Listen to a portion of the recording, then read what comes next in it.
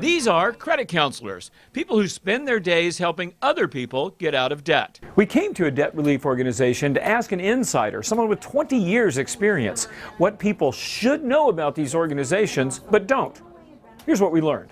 First, companies that advertise heavily and promise the moon may not be your best bet. You want to ask some questions about those types of ads. You want to say, how can you cut my debt in half in 18 months? How does that happen? Is there a fee for that type of service? This nonprofit counseling office, for instance, charges very little and hardly advertises at all. They can't afford to. Next, there are things you can do yourself without professional help. Contact your creditors, contact the people you owe, see what sort of a deal you can work out with them yourself. That's the same thing somebody else is going to do for you anyway, so why not call and ask? The third thing you should know about debt relief organizations, just because they're nonprofit doesn't make them good.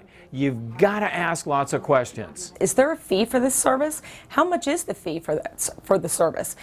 Can I get it back if I'm not happy with that service? Am I going to pay for something before I even get help? And speaking of fees, another important thing to know.